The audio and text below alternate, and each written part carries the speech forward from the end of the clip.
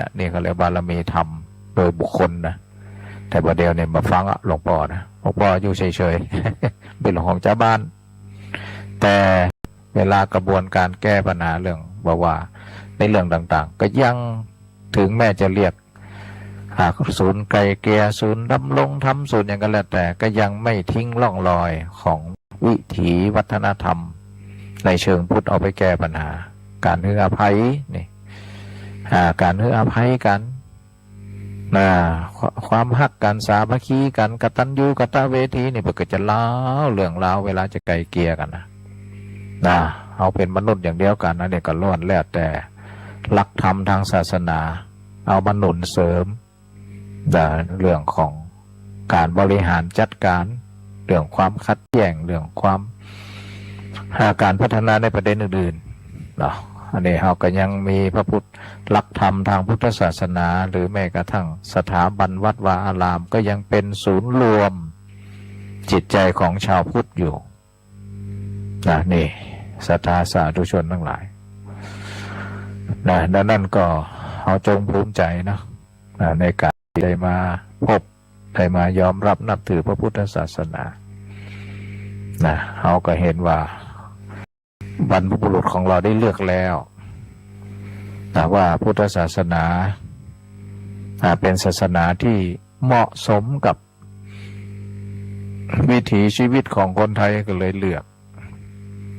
มีมีพระมหากษัตริย์มากมายยกตัวอย่างนะนี่เรื่องงาน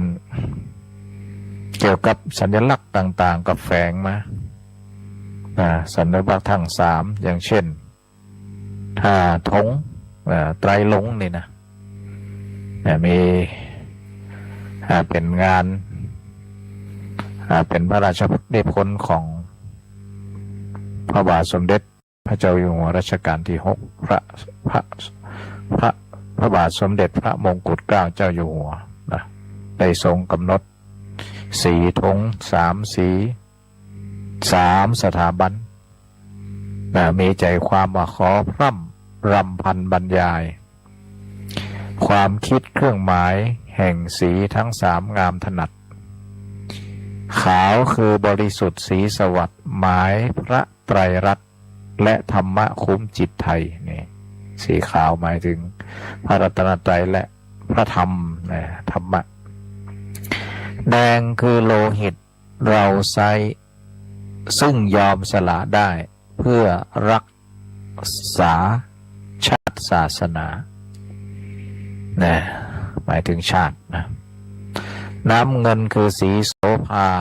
อันจอมประชาทะโปรดเป็นของส่วนองค์ในสีน้ำเงินคือพระมหากษัตริย์จัดริ้วเป็นทิวไตรลงค์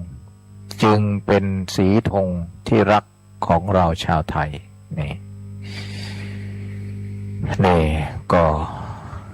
ถือว่าพระพุทธศาสนากับสถาบันชาติบ้านเมืองก็ยังคู่กันถึงแม้อย่างเช่นสมัยพระกุลำคำแหงเป็นกษัตริย์รัชกาลที่3แห่งกรุงสุโขทัยได้บรรยายตอนหนึ่งว่าเกี่ยวกับศาสนาพ่อขุนรามคำแหงเจ้าเมืองสุโขทัยนี้ทั้งชาวแม่ชาวเจ้าทวยปัวทวยนางลูกเจ้าลูกขุนทั้งสิ้นทั้งหลาย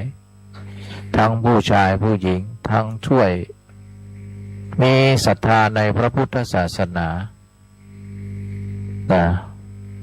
ทรงศีลเมื่อพรรษาทุกคนนี่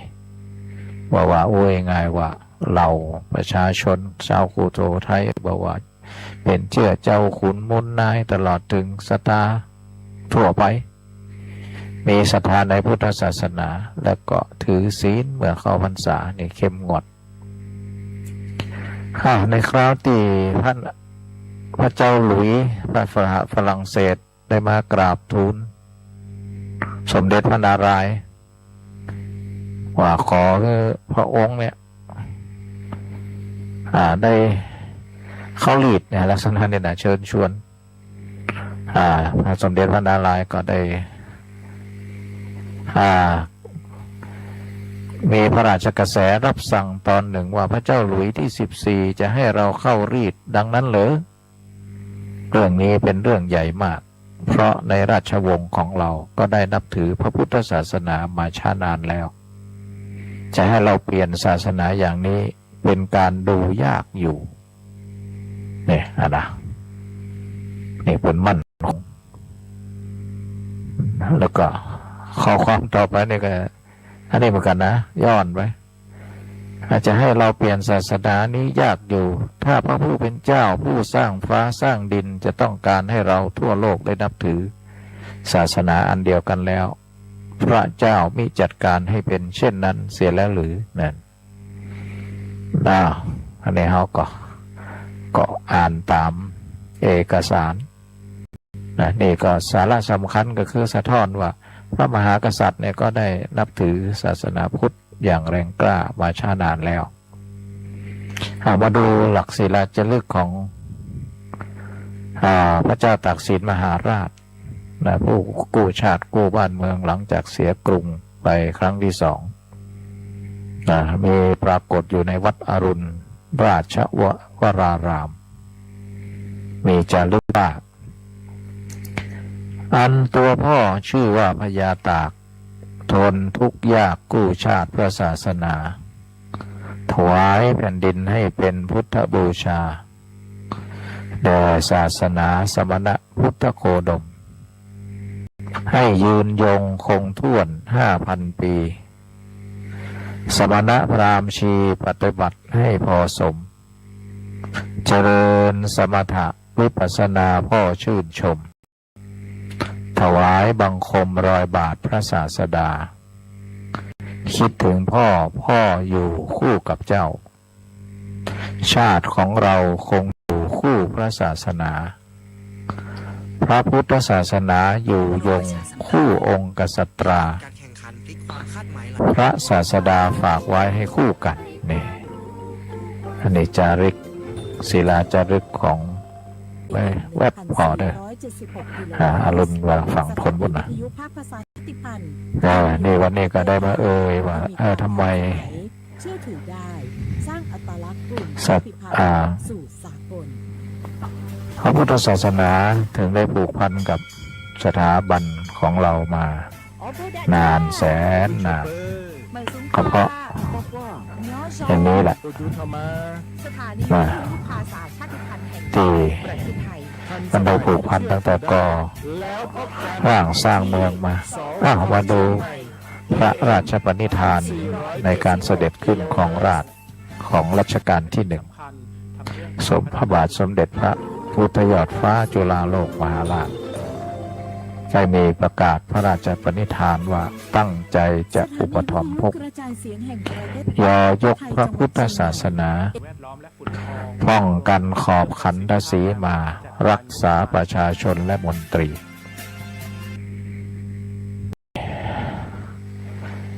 ชุมนุมพระราชโชลาบายของพระบาทสมเด็จพระจอมเกล้าเจ้าอยู่หัวนี่ดูรัชกาลที่1แล้วก็มารัชกาลที่4นี่ท่านตรัสไว้ตอนหนึ่งนะ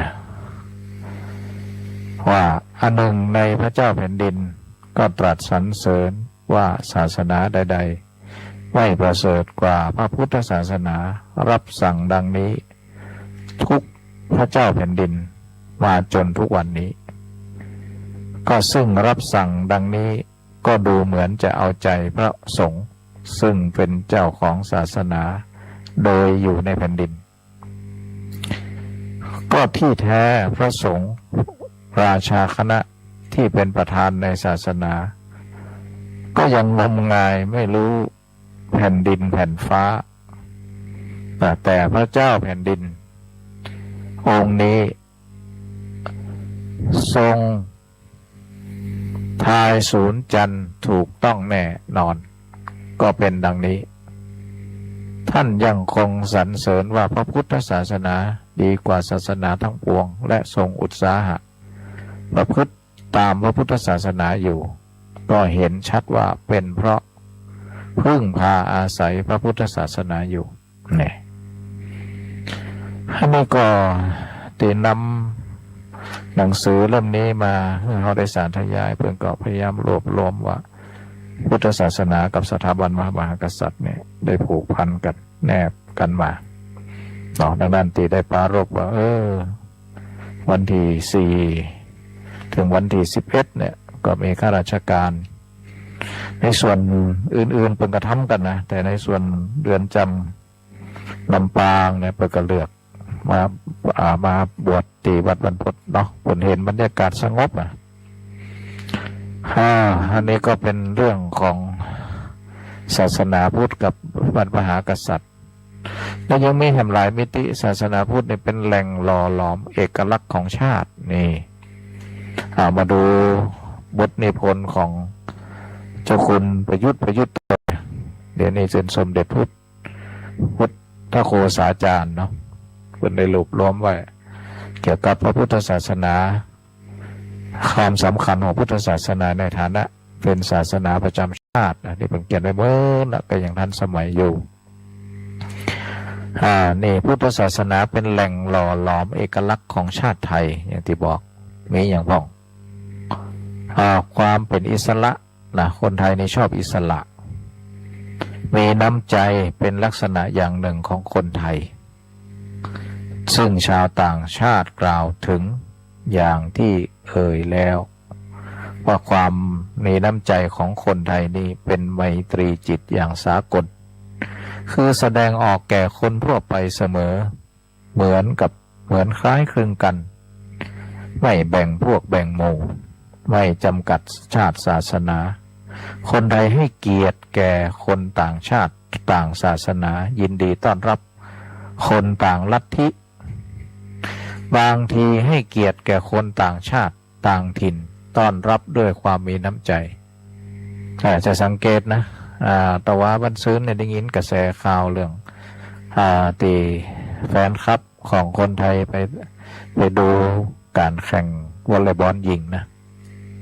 ชิงแชมป์โลกสนามที่3นะอันนี้ก็กล่าวถึงกันเขาสังเกตว่าคนไทยแม้แต่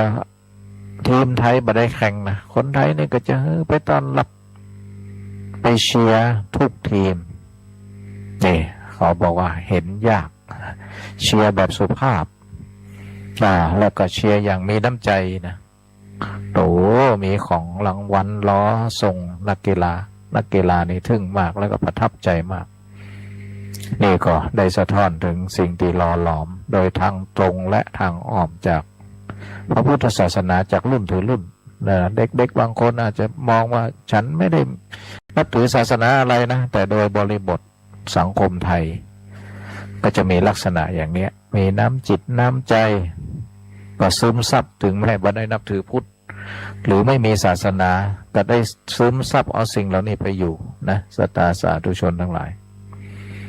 นี่จนเป็นเอกลักษณ์ของชาตินะอันนี้ก็พยายามย่อเอาเนาะศรัทธาสาธุชนนั่นนี่เป็นหนังสือที่น่าอ่านไว้เมื่อ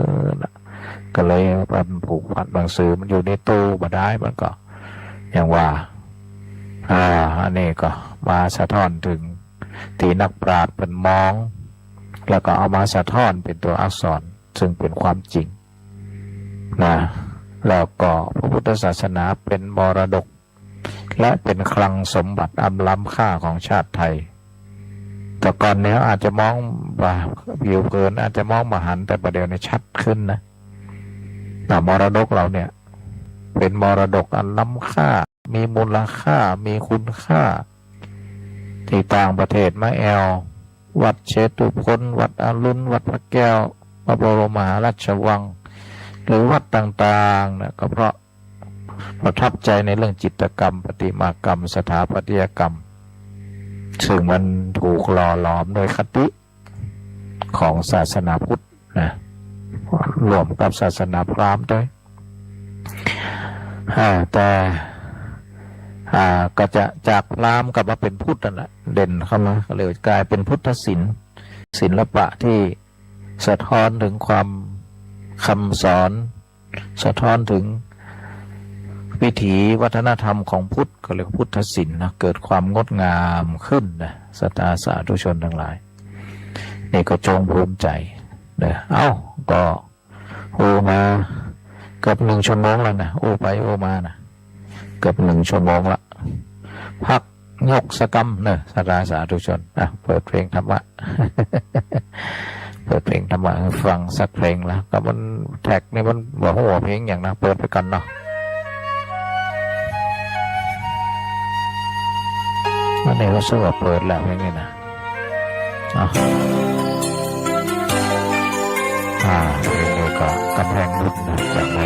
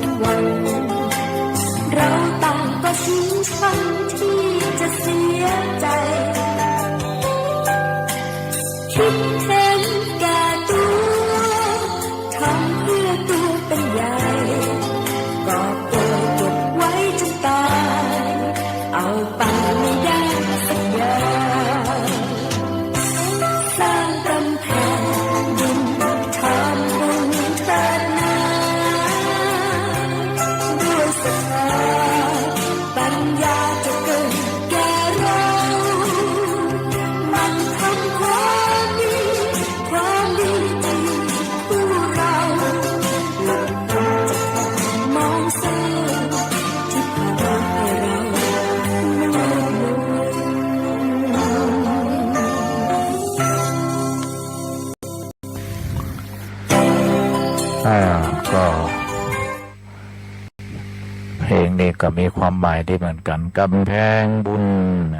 เจริญพรมาการเจ้าที่จะไปกันที่หลายๆที่ไหนก็ได้เงินมหาศาลว่าโมนะเพิ่นจะไปอันนี้ก็ไปปุ้นอย่าไปถวายเตียนอย่ามันได้โมนะเพิ่นจะกำหนดกันถวายเตียนทั้งอีสานพุ่นนะปีนี้เนี่ยอย่างว่าเราฟังเขาเนี่ยได้โมได้ยินเป็นว่าบ้านเขาเป็นจะไรไปงานแล้วล่ะยังมันแล้วจะไปไหมเนี่ยลังรอเตียนก็รอเตียนไหนหมอรอเตียนวิไลสงฆ์ในวันที่เดือนหน้าป่ะนะวิไลสงฆ์เดือนหน้าประจำวันได้นะเดี๋ยวต้องไปพอปฏิทินก่อนได้เจ้าครับเจริญพร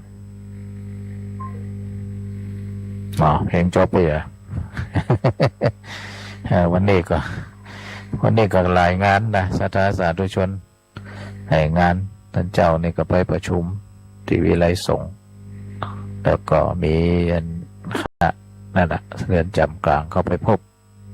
เสร็จก็ไปเมืองแปะเมื่อกี้นี่นะเมืองแปะพอดีสายครูบาอาจารย์นี่แหละที่ทำงานด้วยกันมจรเนี่ยแต่ผมไปอยู่มจรแปะนะแม่เป็นเสียอายุ94นะศรัทธาสาธุชนนะแถวๆอำเภอร้องเนี่ยก็เลยไปมาตะกี้เนี่ยเนาะมาพบก็โมนี่ก็หันโมตีนักศึกษาวิทยาลัยวิทยาลัยสาธารณสุขนี่มาทยอยกันมาก็ไปตอนรับเปิ่นตอนรับเปิ่นขอเวลาละเอาจะอันนี้ละก็เลยมันรีบมาไม่คุกคักอย่างมานะกะ เจริญพร เมื่อสาเจ้าท่านอาจารย์เจ้า เจริญพร วังนี่ได้เป็นนาวังเหนือข้าเจ้า เดี๋ยววันที่26นี่ขึ้นไป26นี่ไปเจ้าเพราะว่าอย่างก็วันเกิดวันประสูติของสมเด็จพระสังฆราชทางบ้านเมืองเพิ่นก็ทำบุญถวายเป็นพระราชกุศลแด่สมเด็จพระสังฆราชนะ7 โมงจะเป็นบุญตักบาตรกที่วัดบ้านใหม่ แล้วก็แม่นเสร็จแล้วก็จะไปอบรมละอ่อนทั้งวันละอ่อนวังเหนือวิทยา เจ้า อยู่วังเหนือที่26นะ ได้สถานที่ใหม่นี่อาจารย์ออกไปน้อยเนาะ แม่นอยู่ ไม่มีเวลานะเจ้า อยู่กับวัดนี่ เจ้าต้องรักใจอาจารย์นะเจ้า ฝนตกวังเหนือ เจ้ามันเหมือนได้แต่ว่าเห็นเงียบถ้าจะตกอยู่ เจ้าไว้สาเจ้า เจริญพรเด้อ เจ้า เนาะแม่น้อยวังมนปุ่นนะตำบลตรงหัวนะก็บอกพี่น้องวังเหนือได้ฟังเครือข่ายจากแม่ขจารย์นี่เนาะศรัทธาสาธุชนนี่เป็นครอบครัววันก่อนก็ไปเป็นประธานที่วัดอย่างก็ชัยยาถุงล้อมถุงบรรจุถุงไงก็ว่าอยู่รอยต่อระหว่างห้างชัดกับเกาะค้านะเป็นชายแดนเกาะขาติดกับบรรจำปะนะซึ่งเป็นห้างชัดไปก็ไปเจอแฟนคลับหลายคน ฟังวิทยุอยู่เจริญพร เจ้าสาธุเจ้า ไหนนะ แม่น้องเป็ดยางเลี้ยงหนองร่อง น่ากับบัได้เมมจื่อไว้สักเตี่ยจะเมมไว้กับบัตันเมมสักก็มาสาย1เข้าสาย1เข้าฝนตกก่อนไหมน้อง ประตูเจ้า นี่ตกตะกี้หน่อยเจ้า บัดเดียวนี้มันหายไปละตกน้อยบัดเดียวนี้ตกน้อยแดดหนัก ตะโปเย็นแล้วจ้ะ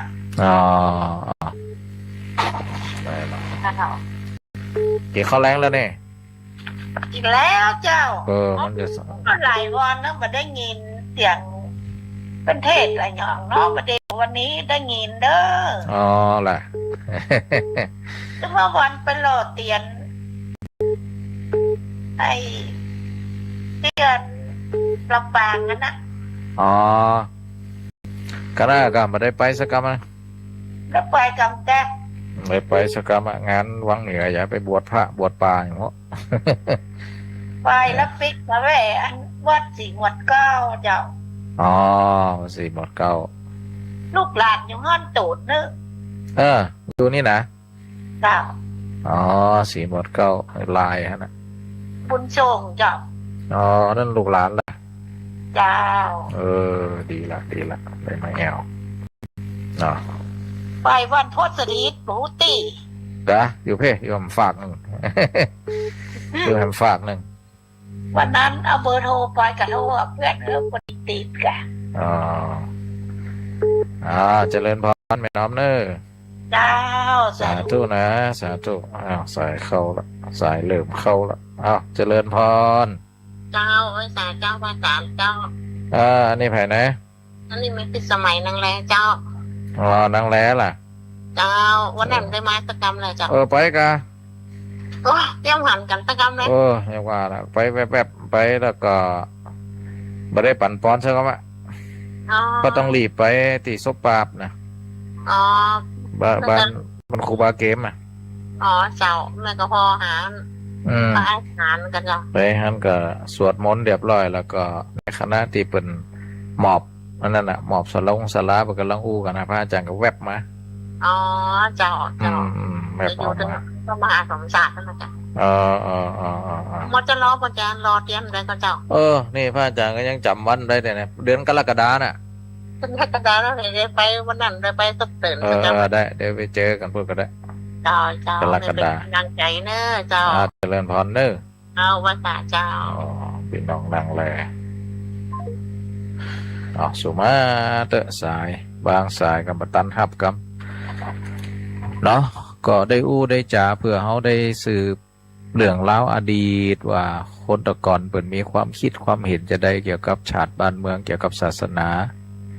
แต่เปิดคือความสำคัญจะได้เริ่มตั้งแต่สถาบันพระมหากษัตริย์มานะแม้แต่องค์พระเจ้าอยู่หัวรัชกาลปัจจุบันของเขาเนี่ยนะสตาพระองค์นี่ใส่ใจในเรื่องศาสนาแล้วก็ปฏิบัติธรรมมากเลยเนาะเจริญพร เจ้าภาษาเจ้าท่านได้ท่านอาจารย์เจ้า นี่ที่ไหนก็ เป็นมาลัยปลาไข่ไต้นะเจ้า มาแม่มาไหล เป็นมาลัยมันปลาไข่ไต้ ปลาไข่เหนือนี่มีซบทุเจ้าเนาะ แม่ละเจ้าแม่ก็ไปมาแต่ไปตอดแม่ป้อนลูกลุงละเจ้าคน นั่นเป็นฮดน้ำซบวันนี้ก็ฮะ เจ้าแม่ละเจ้า นี่ก็ไม่ได้ไปก็มาไปเมืองแปรจ้ะไปวางหลีดเมืองแปรเดี๋ยวมีโอกาสจะไปอยู่ เดี๋ยวมีโอกาสไปนะเจ้าเนาะ ได้ เดี๋ยวแม่ก็เคยหันกันนะทันด่านนี่นะมาหันกับเนี่ยหันจะได้ในหูเพราะนั่นนะคงจะนักเหมือนกันนะเจ้าจะเริ่ม แต่ว่าควรจะรอเตียนก่อนนะเจ้าอันรออยู่ปีนี้นะแหละเดี๋ยวก่อนเดี๋ยวนั่นพักเบรกในกำพักเบรกในสกรรมเดี๋ยวไปพอตารางกำก่อนมันมีปฏิทินจะได้แจ้งให้ทราบ คนยุ่งแค่เพิ่งกับใครรวมทำบุญไว้เนี่ยเจ้าเราเทียนวิไลสูงนี่นะได้เดี๋ยวจะแจ้งให้เป็นระยะเปิดเป็นสะพานบุญก็เปิดนี่นะเจ้าได้เจ้าเจริญพรนะแม่เนอเจริญพรพี่น้องเจ้าเจริญพร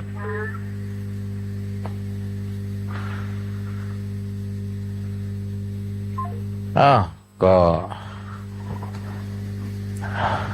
ช่วงนี้ศรัทธาสาธุชนเดี๋ยวกับปุ้นยังมีเวลาอยู่เนาะที่โทรติดแล้วก็ลุดไปกับคำเดียวก็โทรกันได้ช่วงนี้ก็ได้อูจา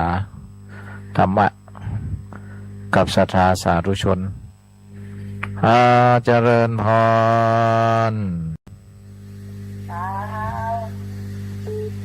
โลบ้านหนองห้าหนองห้าตั้งแต่ก็หนองห้าจำมาได้อย่างไรล่ะเนี่ยอย่าหนองห้าใกล้จิตอาลีนี่แหละใกล้จิตอาลีนี่เหรอเจ้ามันจะกะแม่ฟังอยู่มากินข้าวต้มด้วยกันยังลืมกันได้อยู่นี่เนาะปีบินทบาทวันนั้นนะบินทบาททันแล้วปีหน้ามาแอมจะเลี้ยงก๋วยเตี๋ยวได้ถึงมาทุกปีแถวนั้นนะโซนนั่นเนาะเจ้ากูก็ไม่จะต้องแล้วเจริญพรนะแม่เข้าให้มาสาธุเจริญพรโดยแม่นิตยาเดี๋ยวจะไปนั่นแหละบอกเจริญพรครับไปครับไปที่ไหนนี่จากลี่นะจากลี่กันครับได้ยินชัดอยู่เนาะพี่น้องชาวลี่ครับฝนตกก็ชัดเจนดีครับชัดเจนนี่เนาะ ครับ โอ้ป้ออย่างนี้ พ่อหมวก ผมหมวก ครับ อยู่คนเดียวกะผมหมวกก็เลยอยู่ได้ไห้ได้ลูกได้หลาน ครับอยู่ในลูกครับ ดีละ อยู่ในลูกด้วยหลาน ฟังถึงวันน่ะผมหมวกล่ะ วันเป็นวันครับ โอ้ดีละเนาะ ครับ เจริญพรนะครับ เจริญพรฟังเทศน์ฟังธรรมดีละสุดยอดเจริญพรอยู่ดีมีสุขฮัลโหล กลับไปสาพระอาจารย์เจ้า เสียงคุ้นๆไปมั้งเนี่ย คนไก่หนองล่อง คนหนองร่องกันนะคนไก่ เจ้า อารมณ์ดีเนาะวันนี้เนาะ มาได้ฟังธรรมะมันว่าฟังธรรมะแล้วมันนอนรับดีแน่ อย่านอนรับเนาะ เจ้าเขาฟังแน่เขาจะรับกับไวไฟกับมันรับดีนะแม่ว่า ดีละสุดยอดนี่ละ เจ้า อิ่มในทะเลบุญนี่นะคุณว่า เจ้าเป็นกำลังใจให้แน่ เจริญพรเนอแม่สีกุล เจ้า ลองพี่น้อง เจ้า เจริญพร สัตว์เจ้า เจริญพร นมัสการไหว้สาเจ้า พระอาจารย์มันได้เม้มจื่ออย่างนะ จำได้ล่ะ มันหลายสายแล้วไหมเนี่ยตั้งไหน แม่บ้านเย็นจันทวงศ์บ้านสีมัดเก้าเจ้า สีหมดเก้านี่ เจ้า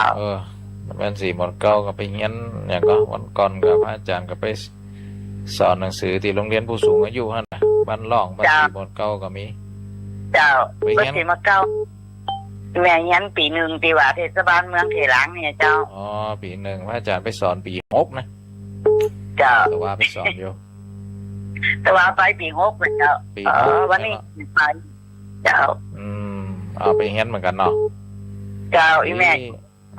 ปีหนึ่งวันนี้มีอันพุทธศาสนายังมีแต่เจ้าถ้าจะพุทธนาจะมีเจ้า เวียนกันเนาะ เจ้าเวียนกัน เฮียนหลายวิชาแกงหง่อมแกงเลย เจ้า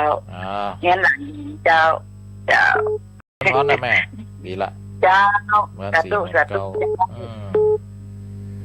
ปีหนึ่งวันนี้ เจริญพร เจ้ากลับไหว้สาเจ้า ท่านพระมหาเจ้าแม่ชุกแก้ววันศิลาพรสิทธิ์เตี้ยเด้อโอ้บัดได้ยินขึ้นห้วยตองซักนี่นะถ้าเมื่อวันที่20มาแล้วเด้อมาได้ยินวันนี้ได้ยินท่านพระมหาว่าเพื่อนชงก้านน้ำก้าฟอยมาถึงได้ยินวันนี้นะเจ้าอันห้วยตองซักเพื่อนแบ่งส่วนเป็น4ส่วนก่อนนะน่ะเจ้า ได้บุญกัน เนี่ยเขาต้องช่วยกันเด้อกาฟอยนะเจ้ามันนักนะเจ้าอย่างวัดบรรทดสถิตเดียวเนี่ยมันกับ10,000ไปแล้วมันยังว่านะมันเปิดแอร์มันก็ได้เครื่อง เจ้าแม่นแล้วเจ้า ต้องเปิด ต้อง แอร์ ช่วยกันต้องช่วยกันเด้อเจ้าเจริญพรขอบคุณ อยากไหว้สาเด้อมาได้ยินธรรมะมันก็มาม่วนอย่าผู้สูงวัยนี่นะเจ้าเจ้ากับไหว้สาจัดตู้เด้อเจ้าเด้อเจริญพรแบบเป็กพี่น้องบ้านน้องเจริญพร มาสการท่านมหาเจ้า แม่ชอบใจคำมันเงาบันแหงบันเนี่ยพูดล่ะมันเงาท่านวันนั้นเจอไปประชุมสงฆ์ใหญ่วันนั้นเจอท่านเจ้าคณะอำเภอก็เจ้าหลวงพ่อเจ้าคณะอำเภอมาว่ะมากะอาจจะดอดหลักเลขากับไปดูพระอาจารย์ก็มาแต่พระอาจารย์ยุ่งขนาดนั้นวันนั้นเป็นเจ้าของตีเนาะเลยสุนอาเนี่ยโหวันนั้นนะเรียกว่าย้ายว่าเจออันท่านมหาโดนก่อยต้องว่าจะไปใครเป็นไผ่พ่อเป็นปั้นลูกนะ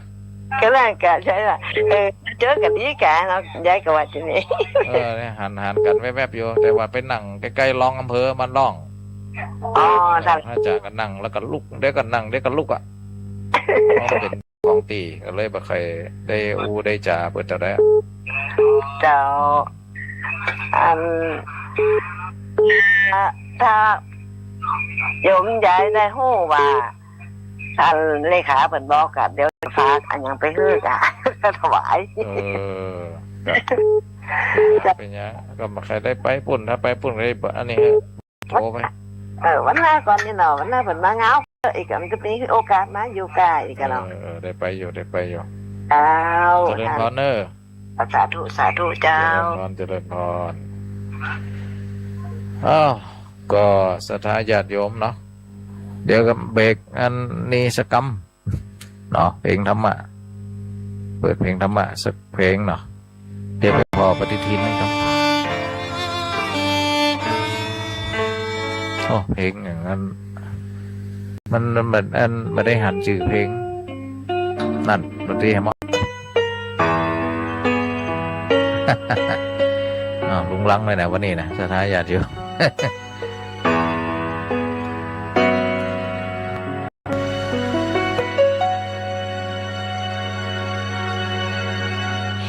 ค่าของคนอยู่ที่ผล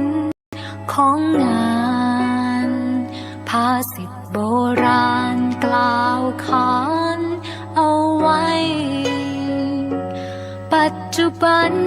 ภาษิตนั้นเปลี่ยนไปค่าของคนอยู่ที่คนของใครคบคนผ่านพาไปหาผิดบงการชีวิตให้จับผิดแต่คนคอยยุแย่ใส่ร้ายป้ายสีคนใจมืดมนนี้ไม่พ้นเวรกรรมคบมันดิดนำพาไปหาผลแนะนำคนให้ฝึกฝนทำความดีขยันประหยัดซื่อสัตย์และอดทนรู้คุณคนแม้ว่าตนจะอดตายเกิดเป็นคนให้รู้จักคบคนคนนินทาว่าร้ายอย่าสนใจยึดคำโบราณกล่าวขานเอาไว้ค่าของคนอยู่ที่ผลของงาน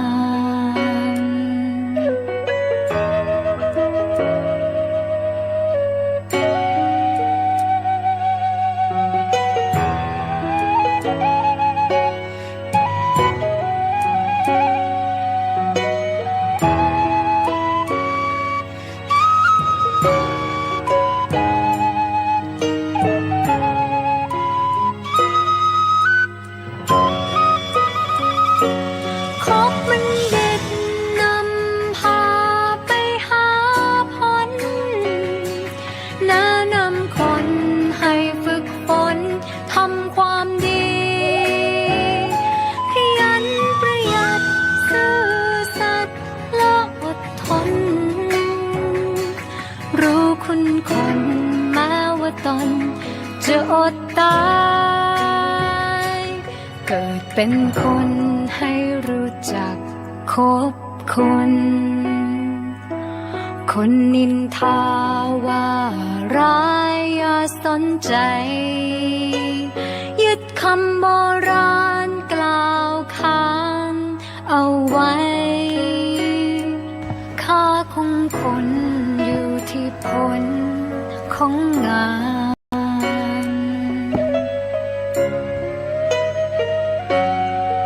ศรัทธาสาธุชน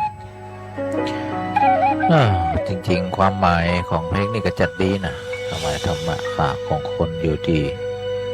ผลของงานข่าของคนอยู่ที่ความกตัญญูกตเวทีข่าของคนอยู่ที่การสู้ชีวิตเนาะเนี่ยค่ะเขาเรียกคุณค่านะมันนั่นประเดี๋ยวนี้เขาตีคุณค่าไปตั้งมูลค่ากันเลยให้ยังเป็นตัวเงินตัวทองตัวเงินเกิดว่าเป็นสิ่งที่มีคุณค่ากันเลยมุ่งกันเอาเงินเราเอาไปเอามากับมันไม่ได้สนใจวิธีการมันจึงมีเรื่องช่อชนเรื่องกลโกงสปะนะศรัทธาสาธุชนเนี่ยเอามูลค่าเป็นตัวตั้งเนาะเจริญพร ไว้สาเจ้า อันนี้ไข่หัวก้อนนี่อย่างนะ ให้หัวเพลงถามกะ เพลงม่วนก็จะได้ เพลงมวนเข้าใจนิดน้อยหรอก นั่นแหละ แม่ฟังอยู่นะ เจริญพรแม่น้อย พ่อแม่ไปเจอแม่จะใจทู่ไปไหนบ่ได้ จะไปเสียใจนี่อ่ะมันก็ตาม บ่ได้ไปว่าบ่ได้ไปแอวเด้ท่าน เลย มัน เอายามไปอย่าก่อนที่เขาไปจริงๆอย่างนั้น แข่งขามันอนุญาตให้ไปล่ะ แค่หัวเข้าบ้านอนุญาตเจ้า หัวเข้ามันอนุญาตนะ เป็นเนี้ยฟังมันจะผ่อง ถ้าฝืนมันได้นะถ้าฝืนมันทำฟังมันเดี๋ยวมันจะลงโทษหนักกว่านี้นะ ใจถึงแล้วท่าน มันเป็นเนี้ยนั่นนะกะใจถึงฝาก อยากได้ว่าเจ้าแม่ยังจะติดตาเนี่ยได้ยินเสียงเราแม่ถึงติดตาหมดอ่ะ ดีละสุดยอดต้องอันนี้มันต้องซีเรียสมันบางอย่างเนาะ โอ้แม่ก็ต้องเจ็ดที่เรียนแม่อยู่คนเดียวพอแม่เอาวิทยุเป็นเปลี่ยนหัวนี่ นั่นสุดยอด ฟังธรรมะธรรมโมส่วนได้ออกไปถึงหูแล้ว ยังขึ้นที่ทานวัดไม่ท่าใจอ่ะอิตวงอ่ะ อินทวงศ์น่ะ ดีถึงนั่นแต่ละลูกเนาะ นั่นกะแม่ฟังทุกว่ากูโดนกูองไอ้เจ้า ดีละคนละสไตล์คนละอย่างกันมันเหมือนธรรมะเนี่ยเหมือนเมนูอาหารเนี่ยกัน นั่นน่ะเจ้า เมนูอาหารเนี่ยเป็นธรรมะอย่างเดียวกันเนี่ยแต่เหมือนกับหน่อไม้เนี่ยกันบางเมนูก็เปิดเอาไปต้มกับน้ำพริกบางเมนูก็เอาไปย้ำนอเนี่ยกันบางเมนูก็เหมือนกันธรรมะที่ครูบาอาจารย์ก็เหมือนแต่ละเมนูน่ะแต่แก่นของมันคือธรรมะเจริญพรนะไม่น้อยเบอร์เข้าให้บ่แม่เป็นกำลังใจเนอะ เจริญพรนั่นแม่เป็น12แล้วนั่น82แล้วเจริญพรนะดีละแม่ไม่ถูกใจเอาเด้อเจริญพรได้ได้ละเจริญพรไม่น้อยได้วันมาละตะกี้นะไปดูปฏิทินวันตีหล่อเตียนตีไรสงนครลำปางนะเตรียมตัวไว้ ปุ่นเดือนกรกฎาคม26 กรกฎาคมศรัทธาสาธุชนนะ26 กรกฎาคมเนาะถ้าบ่มีงานอย่างมาแสกนะ กำหนดไว้ละอันนี้ก็แจ้งให้ทราบเดี๋ยวก็จะเป็นระยะบอกหมู่สารนี่ไปยังพระอาจารย์แต่ละรูปที่จัดรายการเนาะศรัทธาสาธุชนเอามาให้เหมาะเจริญพรอันนี้จะได้เนี่ยไข่หัวก่อนนี่ไข่หัวใส่ผ้ากันอะไรอย่างเราอาจารย์บอกรถเรียนวันที่26เป็นนะแม่นแม่ถามพระครูวันไห่เนี่ยเปิดขวมถึง26แล้วไปมาถามพระครูสิริบัณฑิตถามว่ามันถึง18นี่นะคนว่านะเป็นว่าที่แน่ๆนั้น26แน่นอนเลยว่าตามปฏิทินเนี่ยนะยังไม่ได้ไปพอของกำกันถามนะอันนี้มันเดี๋ยวไปถามกำก่อนถามเขากำก่อนแม่ก่อนนั่นแหละก็เตือนแม่กับได้ไปกับลูกหอมไปอย่างเขาบอกมันไอหอมไอตะเล่นไปแล้วก็เขาหู พระครูบ้านไห่นี่ก็รู้ว่าแม่ถ้าไอ้มาต้องไปอ่ะไปติดหมู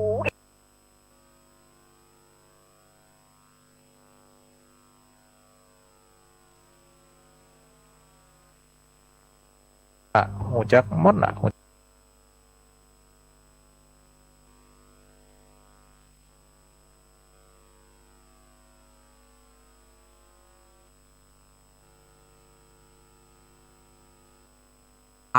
วัดบรรพตสถิตจังหวัดลำปาง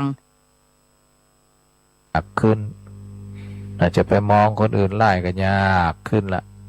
เพราะจิตเราสะอาดขึ้นเยอะนะเนี่ยมันเป็นลักษณะมันจะได้อานิสงส์ยี่เนอสตาสาธุชนเอาละวันนี้ก็จะ4 ทุ่มละนะได้เวลาพักผ่อนกันเนาะก็ต้องกราบครูบาอาจารย์ทุกท่านทุกรูปที่ได้เปิดโอกาสก็สัญญาณ